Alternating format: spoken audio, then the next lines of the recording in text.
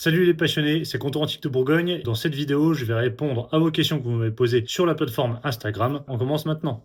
Question de Nathan Touly. Quel est le parcours à suivre pour devenir expert agréé? Dans un premier cas, tu vas te diriger vers une chambre d'expertise.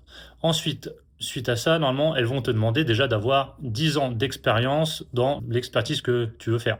Donc, c'est-à-dire, moi, dans mon cas, en militaria, j'ai dû être marchand pendant 10 ans. 10 ans spécialisé, donc marchand spécialisé en objets militaires.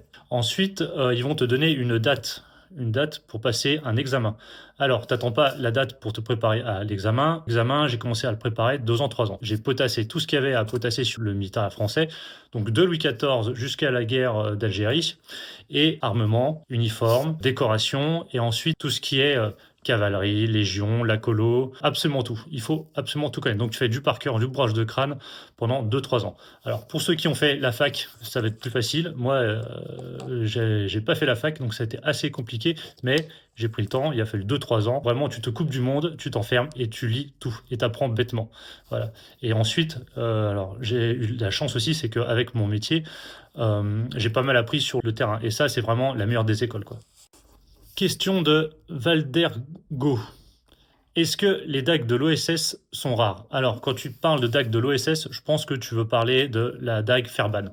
Alors, non, c'est pas très rare. Ça le devient de plus en plus, malheureusement. Mais en fait, on en voit quand même assez régulièrement sur tout ce qui est bourse aux armes et salle des ventes.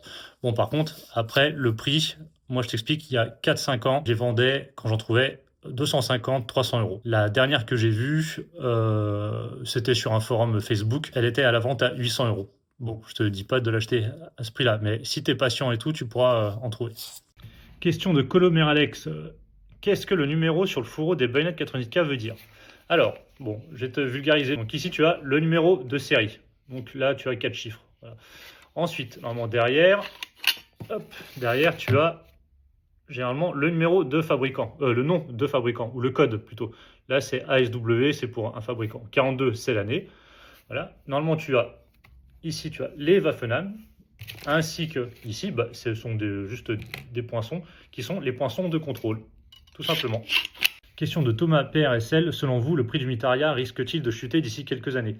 Alors, évidemment, c'est une question, c'est très difficile à répondre parce que si tu veux, c'est un peu comme si tu me demandais si la bourse allait augmenter ou pas, quoi. Donc il y a des domaines dans le Mitaria qui ont fortement augmenté ces 10 dernières années.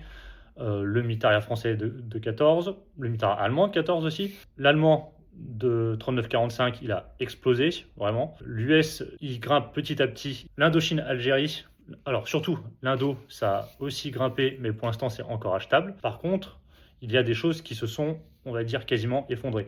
Il y a 30 ans, la mode qui était du Second Empire, là, maintenant, les gens qui ont investi dans ça, pour retrouver leur argent, c'est assez compliqué.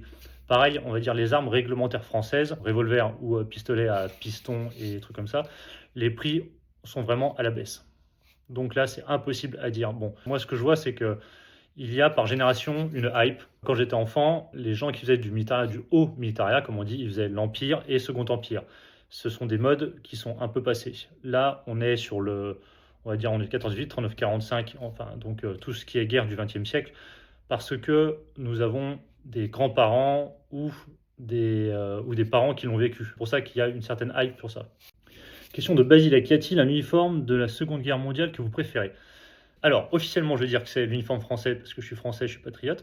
Et officieusement, je vais dire que c'est l'uniforme allemand parce que je trouve qu'il est super classe, il est super bien coupé. Alors, avant de me faire juger à Nuremberg et tout, je vais rattraper un peu voilà, ma cause.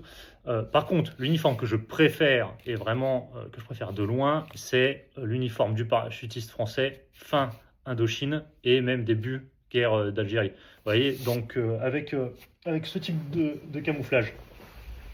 Voilà. Ça, c'est ce que je préfère, voilà, de loin, et voilà, hein, c'est vraiment ce que je préfère le plus. Plus que l'allemand Seconde Guerre. Donc, j'espère que je ne serai pas jugé.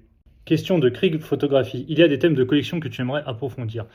Alors, dans le français, je dois réviser constamment, donc je dois vraiment, on va dire, je suis dans les bouquins tout le temps, même si c'est des choses que j'ai déjà appris, il y a toujours à approfondir, c'est infini. Mais sinon, vraiment, ce que j'adore, c'est la période 17e, les armes blanches du 17e siècle. Exemple, hop, je vous ai sorti ça.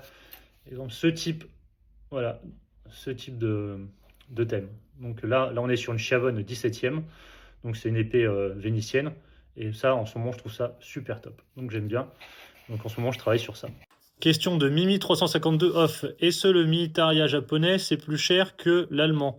Ouais, là, il faut que tu fasses gaffe à l'orthographe, hein, Mimi, parce que ça fait 2 fois que tu m'envoies des messages, c'est assez sympa quand même là. Bref, ouais, le militaria japonais, non, c'est moins cher que l'allemand, c'est beaucoup moins cher. Et d'ailleurs, en ce moment, je trouve que c'est vraiment pas cher du tout. On peut trouver des super décorations qui sont de super qualité, donc même en argent massif. Vraiment, c'est très abordable. Pour moi, c'est sous-coté. Voilà. C'est comme le US de 14-18, pour moi, c'est absolument sous-coté. Ceux qui commencent la collection et qui veulent, on va dire, débuter dans un thème de collection, le japonais, eh ben, je trouve que c'est vraiment pas mal pour commencer. En plus, c'est vraiment plaisant. Question de Mita du Grenier. Bonjour, comment présenter et conserver sa collection au mieux? Alors, la présenter, bon, ça, c'est propre à toi. Bon, alors, par contre, oui, c'est vrai que tu peux acheter tout ce qui est des supports et des étagères, voilà, qui vont pas mal. Mais d'ailleurs, en support, hop, tu vois, ça, je l'avais montré dans une autre vidéo. Hop, hop, hop, c'est super bien. Et donc ça, j'ai un code promo si vous voulez pour ce genre de truc, pour les décorations. Et sinon, pour le reste, je t'envoie à ma vidéo que j'avais fait sur YouTube. Mais bon, grosso modo, je vais quand même te répondre. Il faut super faire gaffe aux mythes. Donc, tu achètes des anti-mythes, de la lavande et trucs comme ça que tu mets dans tout ce qui est tissu. Et surtout, l'énorme truc, c'est le soleil. Il faut vraiment faire gaffe. Donc, si tu as une pièce avec des fenêtres où tu mets des uniformes, fais gaffe parce qu'ils vont être insolés. Donc ça, c'est vraiment super important. Le soleil, c'est vraiment le plus compliqué. Alors après, tu as aussi le taux d'humidité. Hein, si vous exposez dans une cave et tout, faut faire super gaffe. Voilà, mais je t'envoie ma vidéo. Alors malheureusement, je peux pas répondre à toutes vos questions, mais bon, c'est pas grave. On pourra faire une prochaine vidéo et puis je prendrai le temps de répondre à d'autres questions. Par contre, alors vous pouvez toujours me suivre sur Instagram, TikTok, Facebook et YouTube, évidemment. Et n'hésitez pas à partager, parce que là, ça doit faire 1 an ou 2 ans que je fais ça sérieusement et je vois que sur TikTok, ça a pas mal décollé. Je vous en remercie. Instagram aussi d'ailleurs. Vous pouvez me suivre dessus. Alors pour ceux qui me suivent sur YouTube mais pas sur les réseaux, je vous rappelle juste que sur les réseaux, je poste beaucoup de vidéos sur des objets, voilà, des présentations d'objets et tout ça. Donc ça reste intéressant. Bon, à la prochaine.